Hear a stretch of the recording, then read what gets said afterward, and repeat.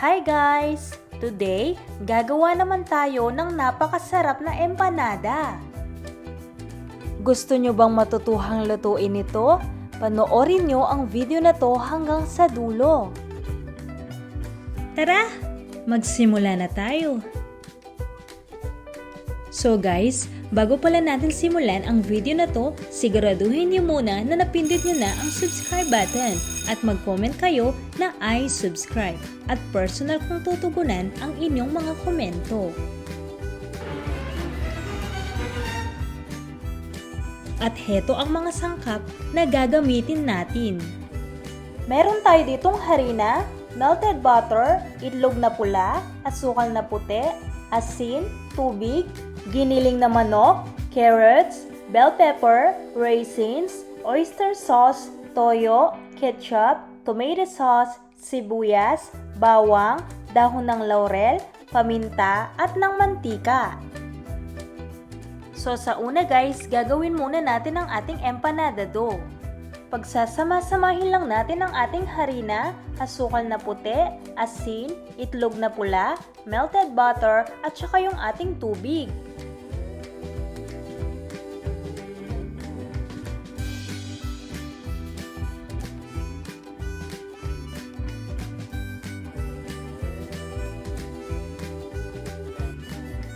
Then, haluin lang natin itong mabuti.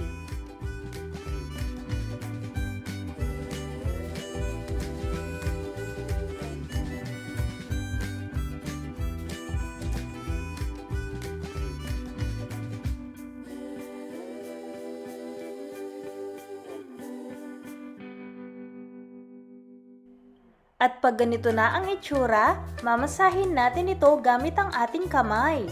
Paalala lang guys na dapat nakapaghugas na kayo ng kamay bago nyo gawin ito.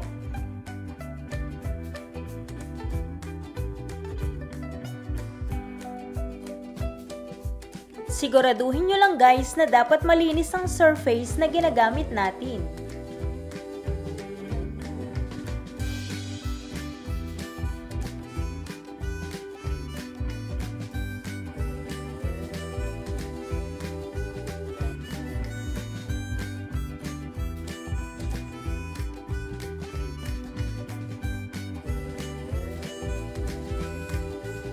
Sa puntong ito, ililipat lang natin ang ating dough sa isang lalagyan at i-cover lang natin ito at i-chill ng isang oras. Then, sunod naman natin gawin ang ating filling. Sa isang lutuan, maglalagay lang tayo dito ng mantika at once na mainit na ang ating mantika, pwede na natin gisain ang ating sibuyas, bawang, paminta at isasabay na rin natin ang ating dahon ng laurel.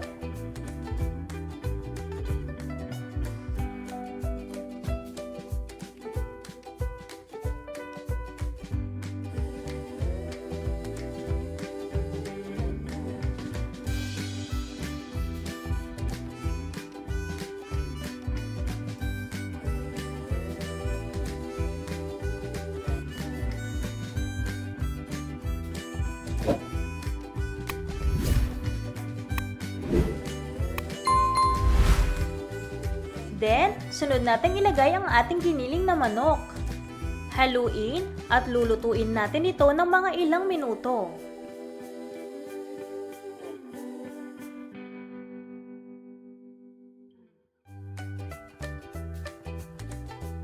Pag ganito na ang itsura, isunod naman natin ilagay ang ating carrots at saka yung ating bell pepper.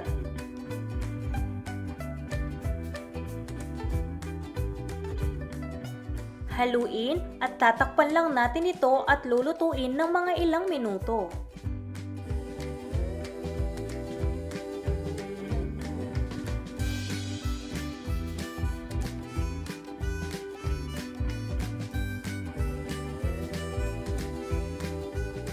Pagkatapos ng mga ilang minuto, pwede na nating ilagay ang ating oyster sauce, soy sauce, tomato sauce, ketchup, at pwede na rin nating ilagay ang ating raisins.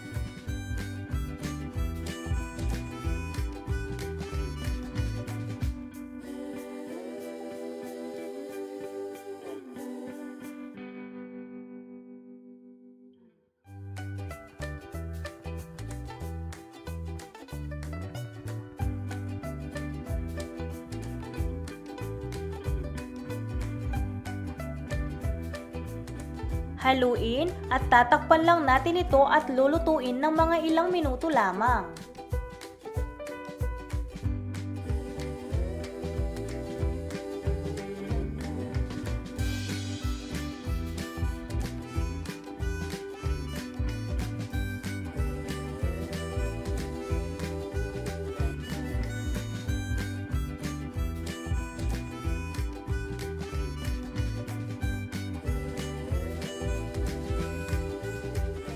At heto na guys ang ating napakasarap na empanada filling.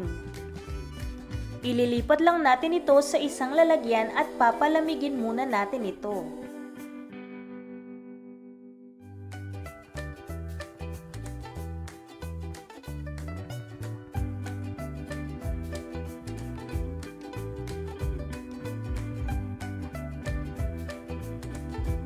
At heto na guys ang dough na na-chill natin ng isang oras kanina. At ipa-flatten na natin ito gamit ang ating rolling pin. Siguraduhin nyo lang guys na dapat malinis ang surface na ginagamit natin. At mas maganda kung magdadas tayo dito ng harina. Nang sa gayon, hindi ito gaanong madikit. At once na na-flatten na natin ang ating dough, kukuha lang tayo ng isang molde. At ito na guys ang magiging wrapper ng ating empanada. Sa puntong ito guys, tatanggalin natin ang mga ito isa-isa.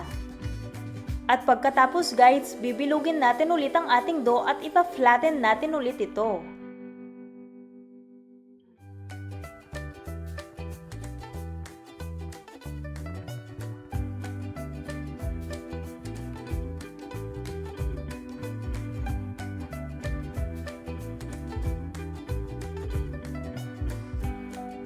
At pag natapos nyo na, pwede na natin itong lagyan ng filling. Then, irarap na natin ito. Didiinan lang natin ang gilid nito para dumikit.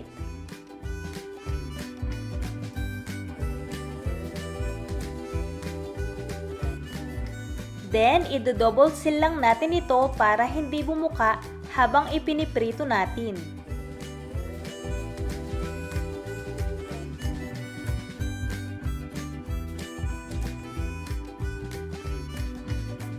Pwede din kayong gumamit ng tinidor pang-press sa gilid nito.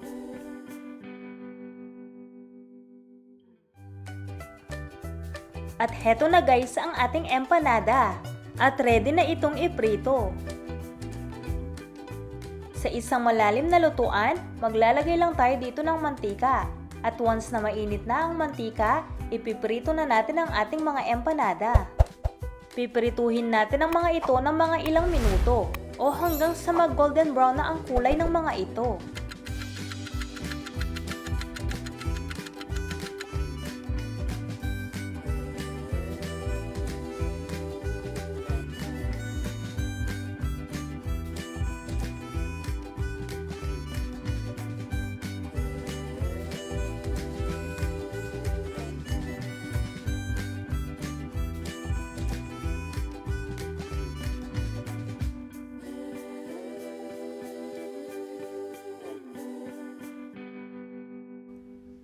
At pagkatapos ng mga ilang minutong pagluluto, pwede na natin itong iserve.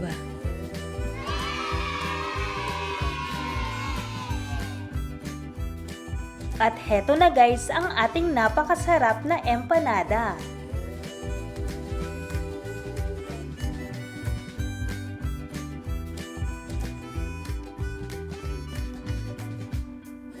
Bon appétit! Sana nagustuhan niyo ang recipe ko na to at itry nyo din. Alam ko na sobrang magugustuhan niyo ito.